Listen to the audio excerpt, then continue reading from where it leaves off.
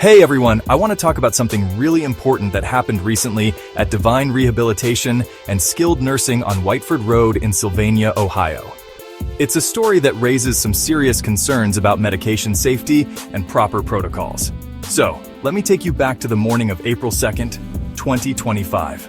It was around 6:45 a.m. when I used my call light to summon an aide because I needed my pain medication. A nurse from a substitute agency came into my room with medication, but it wasn't what I had asked for. The aide said she would inform the nurse, and I waited. About an hour and 15 minutes later, the nurse finally arrived, but she stopped at Mr. Lockhart's room next to mine first. When she came into my room, she still didn't have the right medication.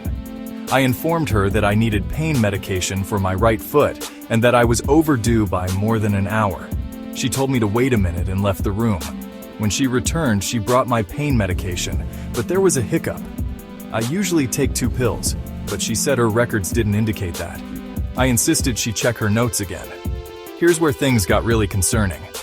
She left the control substance on the table and walked out to check her notes, leaving the medication unattended. When she came back, she brought another pill, but I noticed she didn't use gloves. I pointed out that my medication was now contaminated. She walked out again, and I decided to leave the medication on the table and talk to Mr. Lockhart about what had just happened. Moments later, the nurse came back unannounced and asked, "You're just going to leave the medication sitting there?" I asked her if she understood what contamination means and what the proper protocols are when handling medication. Fed up, I requested to speak to a supervisor. The floor supervisor came over, listened to my concerns, and left.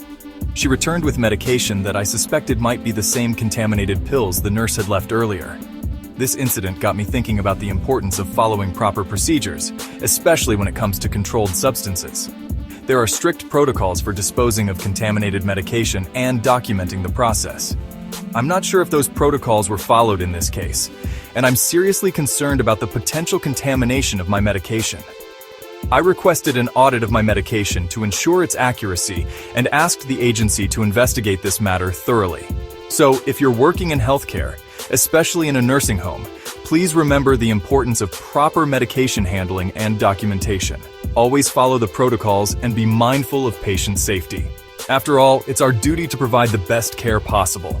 Thanks for listening, and if you found this story informative, make sure to like and share. Stay safe out there.